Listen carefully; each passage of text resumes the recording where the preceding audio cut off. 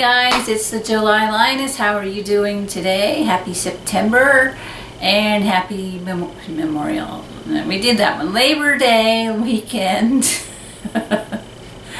Happy Labor Day weekend. Hope you guys are having some fun. I'm hearing there's a football game they're covering on the radio.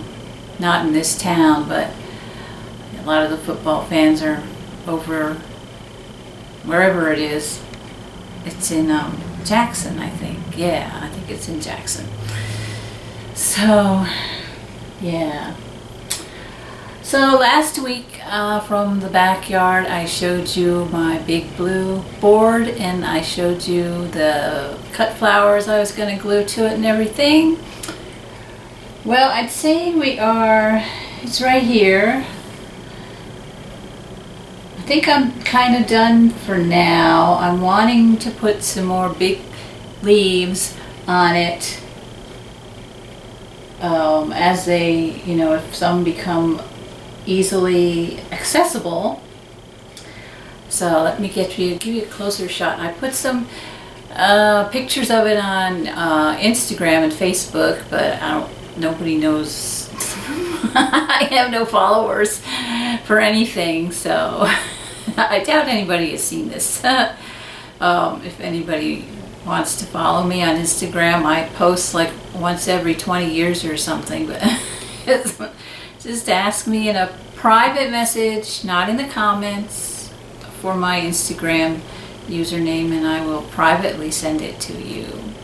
So let me show you my little child here. So this goes into my my other bedroom, my winter bedroom. This is my craft room. Ow! I've got a cat crying. Yeah, so there's the board I showed you last week, and I finished. Ultimately, I punched out 90 paper flowers, and from scrapbooking paper that I got through Stampin' Up. Most of this is from Stampin' Up.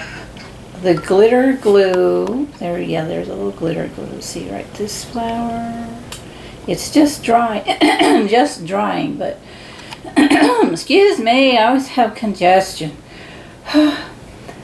Yeah, I think we can get pretty close. There's some glitter glue, and it is, like I said, just drying, so I don't want to touch anything. And I'm nervous about having cats in this room. Ah. Hello, Sandy. Right, so I punched out 90 flowers. Some that's grand total though. I mean, because I had to actually punch out, see this checked flower here. Any of these 3 flowers, you can see it's actually one large kind of a base flower, and then glued to that is another slightly differently shaped smaller flower, and then the third punch is that yellow gold there. That's also a paper punch. So 3 different paper punches plus these leaves. That was actually, the green leaves there were a kit. So you would punch once and you would get the fronds there and the leaf, which is, let's see if I can find a clear leaf.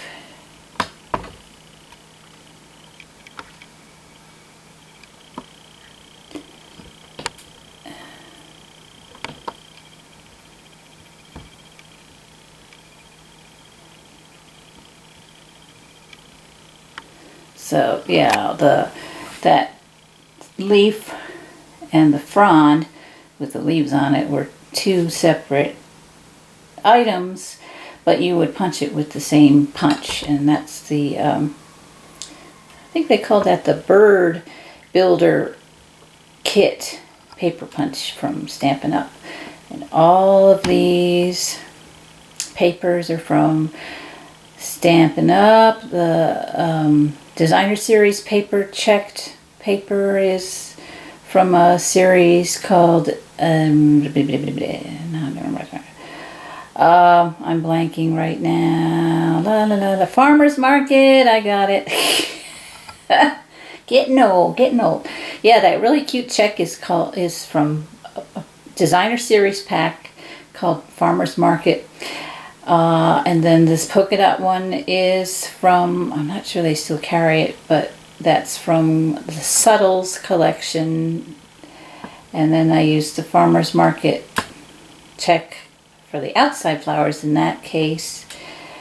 This multicolored outer petals is from a Designer Series pack called Bohemian.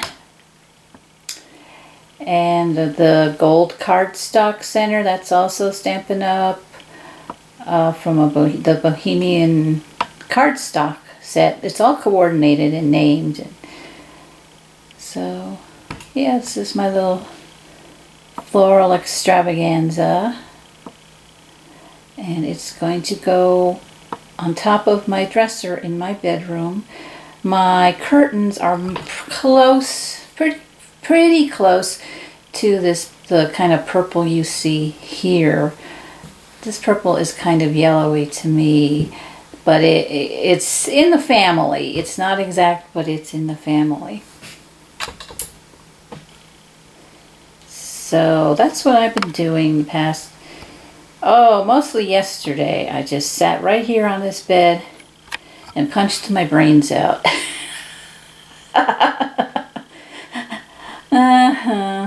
And look at this poster. I keep meaning to look closely at this poster because I love leaves. And look at all the neat leaves it's got. And I could just, I could copy and teach myself some different leaves to draw. Because I get stuck drawing the same ones. And these are very simply done. And they're very effective. Okay, so that's one little art project that came and got my stuff so I could do it, And there is on this website a Stamping Up haul unboxing showing the stuff I got that I was just telling you about, the Farmer's Market's Designer Series scrapbooking paper and just a lot of the stuff that I got. I got papers and some glue, more snail adhesive, and some paper punches. That's what I got in the haul. So now I'm going to try and make some seals for the hazagrams. The hazagrams, if you recall, there's a video about that too. Are some mailers that I'm developing, so that ones that you can send through the mail, that they don't require an envelope, but you can still write a nice long letter. It's not a little note card. It's a fold-a-note. They used to be called fold-a-notes, I think, back in the 80s, maybe 90s. Fold-a-notes. I don't know if anybody remembers them other than me. But I told you about this, and I showed you one too, I believe, a while back. So I got basically it's a sticker creator. It puts adhesive on paper, but it also will laminate. You can also make it into a magnet, depending on what cartridge you get. I think there's three or four different types of cartridges that you can run through this thing. It's actually, I think it's behind me. I can't tell. It used to be called the Xyron 900, but they restyled it a bit, and they added a feature so that it can take either 9-inch cartridges or 5-inch cartridges. There's a little adapter that you put in, so it like blocks off the 9-inch side, 4 inches of it, so you have just the 5-inch that you would use. And it's essentially a press. So what I want to do is make stickers using my paper punches, like those flowers. I'm planning on making several flower stickers using that, using the Xyron. I also have what's called a texture boutique. If those of you familiar with Stampin' Up, it is not a big shot. The Texture Boutique was discontinued, but it's a cold embossing press. So what I was going to do is use my paper punch and cut out some like cold embossed punches and make them into stickers. My cat's being weird tonight. Only tonight. So I want to make stickers of that. So like I want to make some like embossed stickers and some paper punched stickers. And so these will be, I think, available for sale if I can get a good, like a good formula for putting them together and find ones that look good together. I've got owls, cupcakes, flowers. Yeah, those are the shapes I've got most right now. So they'd be cute made of like cut paper or cut embossed paper or something like that. Yeah. And they'll be available for sale separately, or if you get Hazogram, you'll get one per Hazogram for sealing it. As for the Hazograms, I'm thinking I'm going to have at least two different methods of making them. And depending on how laborious the method is, the price will reflect how laborious the method is. Right now, it's taking me a couple of hours to hand draw a large Hazogram. So since that is so labor intensive, they're going to cost more than one that's maybe stenciled or stamped. The hand drawn is going to be the most expensive. Might be up to $5 each because they really take a lot of my time and my resources. I have to buy the paper, I have to mix the pens. I'm finding that if I use colored cardstock, it's more absorbent than the white cardstock, therefore that soaks up more ink and taxes my markers. So I may be restricted to using white cardstock, at least for the hand-drawn ones. Now the stamped ones or the stenciled ones, yeah, I think I could use colored cardstock. The stamping and stenciling is going to be a much quicker, less laborious process than hand drawing, of course. Therefore, the price will reflect that, so they will be less expensive than the hand-drawn ones. I might sell them in packs, I might sell them individually. Really what I just need to do now is practice making them and figure out what works best, what's easiest, what looks the best, what's the cheapest to produce, all that kind of prototype stuff.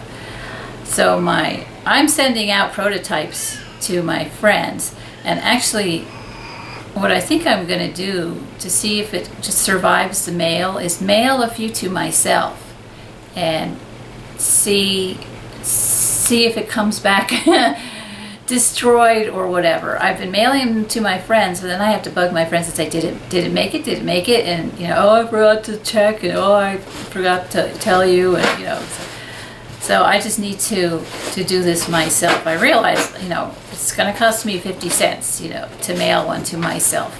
Basically a blank one that I could probably reuse if I address it carefully. So yeah, I'll do that. So let's talk about Newbold Generations. What is Newbold Generations? Okay, Newbold Generations is my Sims project on my gaming channel. My gaming channel is called July Lioness Fun and Games, and it is right on YouTube. So you can just do a search. I see people subscribe to it, but the videos are not getting any views. So I know you tend to maybe subscribe to people, then you watch a couple of their videos and you don't feel like you're real into their videos, so you don't watch anymore, but then you feel like maybe you should unsubscribe, but then you feel bad because maybe that person needs that subscription. Anybody been there? So yeah, okay, so a lot of people have subscribed and have found that they're not into it. That's fine. I'll find my audience eventually. But if you are interested in The Sims and video games in general, this is Newbold Generations is not the typical Sims Let's Play. The typical Sims Let's Play is, oh, let's watch Junior and his girlfriend at the house. They're watching TV and they're talking and here comes one of the neighborhood kids to visit, and you've got the game interface is recorded, so you see the different emotions, like, oh, he's about to have a bladder accident, so you see all of that, and of course the inimitable plumb bob over their head. That's what they're called. I didn't know that. The green, well, they change colors, but ideally it's a green plumb bob, and it indicates the selected sim that that's the sim that you are playing. If you haven't played The Sims, you have a household of up to 8 Sims. Sim is short for simulated human simulation, in case you didn't know. So you can have up to 8 Sims in your household, and so that means you can play one at a time, but you switch back and forth between the Sims. So you can have one would be maybe outside chatting, holding a conversation with the neighbor, so then you can jump back to another Sim. Well, maybe you want him to play the piano, so then there's Sim 3. Well, he needs to cook some dinner, so you can jump around. And the plumb bob indicates which Sim you're playing, so that you know who you're controlling. But there's also each one has like an avatar on the screen with their picture and their name, and they also kind of highlight when you select them and stuff like that, so you know who you're playing. So yeah, that's a typical Sims game of watching them run their Sims around as needed through life.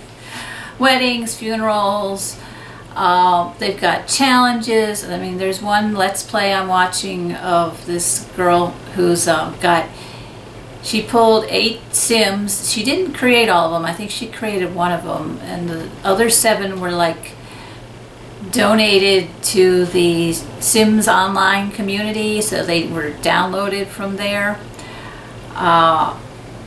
And it's called the Asylum Challenge. So all of these Sims have the insane trait. There's 8 of them. They're living in this big asylum that somebody created for them, that she downloaded for her game. And she can only control one of the Sims. And they've got all these certain specific rules, like there's only one bathroom, and the beds, they rotate the beds around, so they're not always enough beds. And it's just to see how they kind of self-maintain each other, and they'll fight and stuff. And right now she had one of the Sims that she doesn't control, a male, was abducted, and he had a baby. So now her Sim and another Sim, who just coincidentally is an alien, not any affiliation with the pregnant guy, but they're kind of taking care of this alien baby. I mean, and then there's a cow plant that actually she had 2, both of them have both died, but so that's one type of Let's Play that's a challenge. So you follow a certain set of rules. Okay, so mine is not a challenge. Mine is not typical Let's Play. Mine, I think, is more kind of artistic. It's kind of like a found footage type of thing.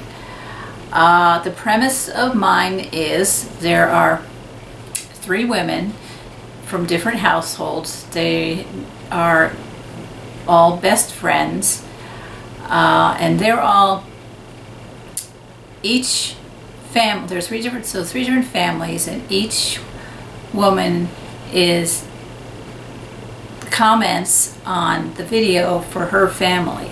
So what has happened is these 3 women have each received a really strange box in the mail that has no sender on it. Inside the box are like a dozen or so DVDs and cassette VHS tapes. On the tapes is footage of that particular woman's family, ancestor. So they're watching found footage of their grandparents and one parent and possible aunt or uncle. So her parent as a teenager, before that parent met the other parent and produced the woman who's watching the video. But the videos have a strangely, they're in strange condition. They're in varying conditions. So one woman watches videos. Her videos are, yes, they're of her grandparents and father, who was an only child, at least at that point. Father is a teenager. In the house that the lady remembers visiting as a child, you know, when she was little, to go to visit the grandparents. But it's sort of set in the modern day. I mean, one thing that really upsets her is her grandmother is talking on a smartphone, and the woman watching this is in her 50s. So for her grandmother to be around age 30 or so, that would mean this film was captured, these images were captured in the 1940s. But there's nothing in the film that indicates this is the 1940s. It's very anachronistic. It's also filmed kind of in black and white, and it's got kind of a strange, like moth-eaten kind of, it's like the film is like really, really old. So it seemed like it was filmed in the 40s, but here are these people in like a modern day house. So as she's narrating this, you can tell that she's very disturbed by this, and she has a lot of weird questions run through her head, like, how can this be anachronistic? She thinks they're probably time travelers, but she doesn't understand about the plumb bobs, and that these people are not speaking English. In The Sims, they have their own language. It's called Simlish. So they're speaking Simlish to each other, and it's like, why is my father not speaking English? I don't even know what language this is. And so she's very upset about it. And her name is Nana. So the second lady, she has received a similar box. Her name is Rennie Mae. And she's watching videos again of her grandparents and her father and aunt, who were teenagers at the time. Also anachronistic videos. But this is a video, like a videotape, like it was filmed on a bad VCR, like the tracking is off, so it gets very staticky, and it kind of rolls a little bit, and then it'll be fine for a while. Then it'll go to black and white, and then it'll go back into like static and start rolling and stuff. So she's watching that, and she's commenting in her southern accent on, oh, that's my grandmother, I remember her, and oh, she's great. And, you know, so she kind of is enjoying it more than Nana. Nana is intellectualizing everything. This lady, Rennie Mae, is having more, it's more like a nostalgic thing for her. So she's not as bothered by the weird anachronistic stuff as Nana is, but Nana's really upset by it.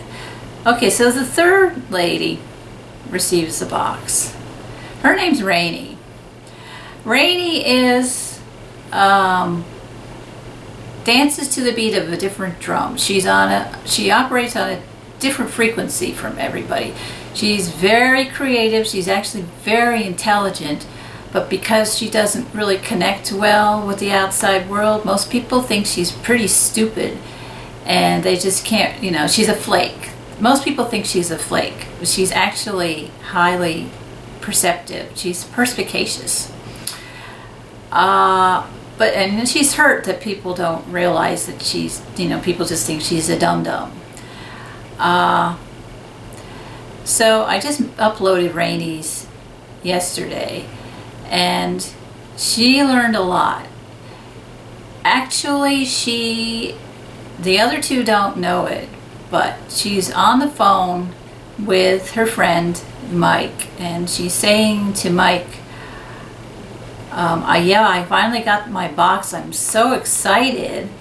Like, she knows who sent it. She says, tell them thank you, and tell them how honored I am that they did this for me. And did my two friends get their boxes? And Mike said yes. So Rainy knows what's going on. But is anybody are the other two going to ask her? Will it occur to them that Rainy might know what's going on?